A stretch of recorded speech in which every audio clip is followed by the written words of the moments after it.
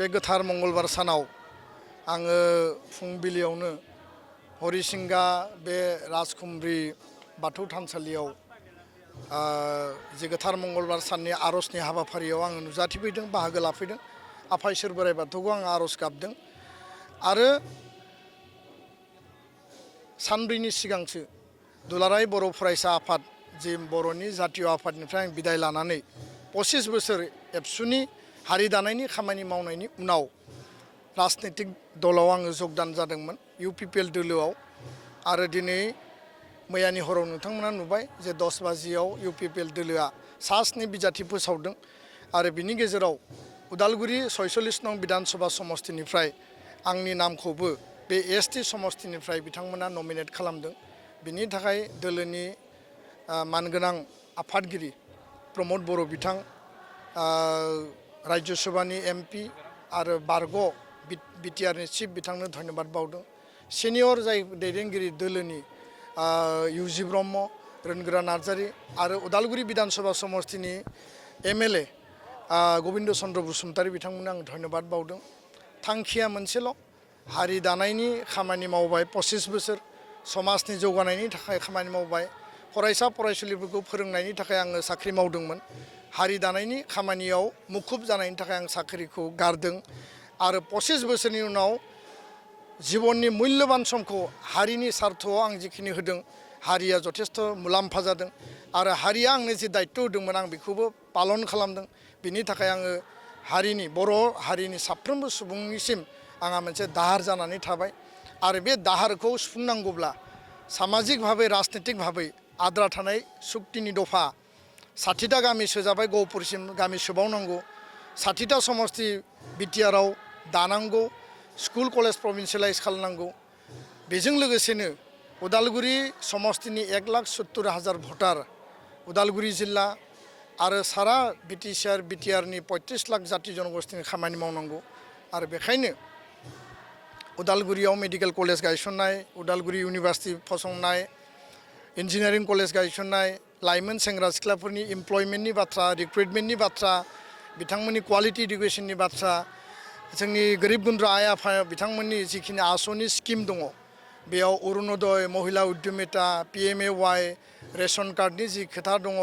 CM AAA गासैबो स्टेटनि scheme आरो बेखौ MLAया बिख'ना लाबोनानै रायजो राजानि जौगानायनि थाखाय खामानि मावनांगौ। बेयाव आङो बाथौ थानसालियाव दङ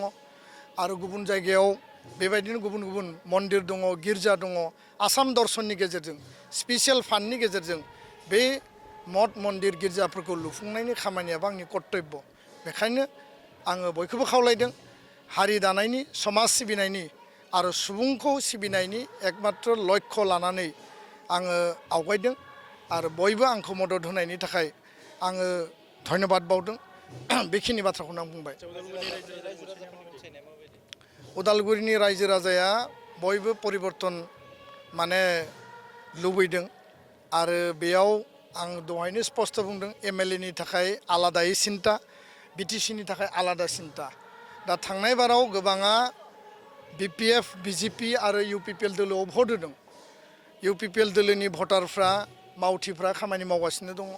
आरो लोगोसेनो BPF बा BJPआबो गावबा गाव दोलोआव थानानै खामानि मावदों। किन्तु बै दोलोखौ मदद होग्रा आइ आफा रायजो राजानि बयनिबो एकमात्र मतामतआ जाबाय एबाराव जों दोलो नायनाय नङा। आंबो बुंदों जे आं दोलोआव गोदानै, पार्टियाव गोदानै, आंखौ पार्टि हिसाबै नायनाङा, सिम्बोला ट्रेक्टर। आंखौ बयबो सासे नोंथांमोननिनो फिसा, नोंथांमोननि गथ', नोंथांमोननि फंबाय, नोंथांमोननि बिदा हिसाबै, सासे यां दैदेनगिरि हिसाबै, सासे हारिनि थाखाय सेक्रिफाइस खालामनानै फैनाय सासे मावथि केडार हिसाबै आरो फरायसा फरायसुलिनि सार्थनि थाखाय खामानि मावनानै रिजाइन लानानै फैनाय सासे फोरोंगिरि हिसाबै नोंथांमोना आंनो भट हो, नोंथांमोना आंखौ अनसाय आरो बे बेलायाव बयबो खौसे जानानै एबाराव दिपेन बर'नो जों भट होगोन आरो बिथांखौ देरहाहोनाया जोंनि ओनसोलनि थाखाय बयनिबो थाखाय मोनसे मोजां थांखि होननानै बयबो फोरमायदों आरो बेखायनो आं बुंदों जे आंहा रावजोंबो सुथुर गैया, रावनिबो सायाव हिंसा जानो गोनां गैया, रावबो आंनि माने प्रतिद्वन्दी नङा। आङो मोनफ्रोमबो चेलेन्जखौ एक्सेप्ट खालामदों, रेसपन्स होदों आरो बे चेलेन्जखौ आं अभारकाम खालामदों। बेखायनो आं बुंदों जे डक्टर हिमन्त बिश्व शर्माया हाग्रामा महिलारि बिथां प्रमद बर' बिथां बे साथाम बेक्तिया आंनि राजखान्थि गुरु राजनितिक गुरु बिथांमोननि माखासे राजखान्थि फोथाराव 20-25 बोसोर खामानि मावनाय माखासे मोजां पलिसिखौ आं मोजां मोनो माखासे पलिसिया आलादा बाथ्रा माखासे पलिसिखौ मोजां मोनो गतिके आं खोनादों हाग्रामा महिलारि बिथाङा मोनसे खोथा बुंदों दहाय मिडिया बुंदों जे लोमस्राव दैमारियाबो मोनसे खोथा बुंदों दुर्गा दासआबो मोनसे खोथा बुंदों खोथाया मोनसेल' बर' जातिनि थाखाय आं 25 बोसोर खामानि मावदों बर' जातिनि थाखाय BLT दानानै हाग्रामाया सिलागांनि उनाव मासिगिरि जादों बर' जातिनि थाखाय मावदों राजखान्थि फोथाराव फैदों जाफुंसार जादों जाति जनगोष्ठीनि खामानि मावदों एबसुआव आं हाबा मावबाय 25 बोसोर राजखान्थियाव फैबाय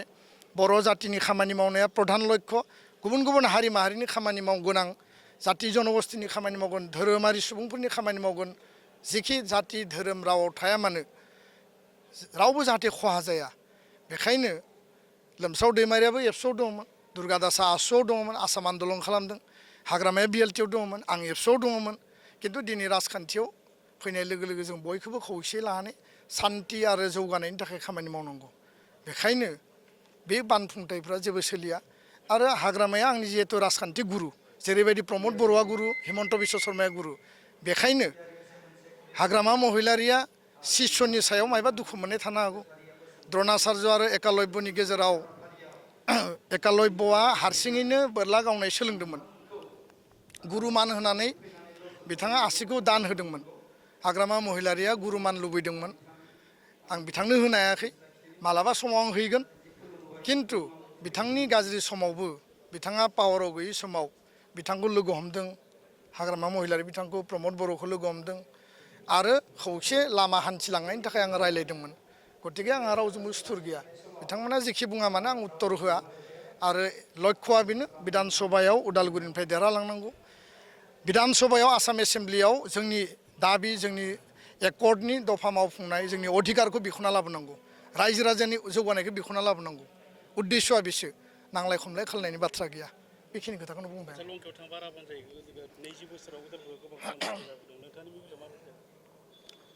माखासे बेक्ति दङ जायफोरा 20 बोसोर बेयाव MLA जाबाय खेबनै मन्त्रि जाबाय जोङो जेबो जौगानाय नुवाखै आरो दा गोदान दायित्व मोनदों आंनि बेलायाव लंका थांबा राबन जानाय बे खोथाखौ आङो फोथाया बे खोथाया मोनसे बानबुंथाय माखासे थासारियाव जों नुयो लंकायाव थांबा राबन जानाय किन्तु आङो जि न'खरनिफ्राय फैदों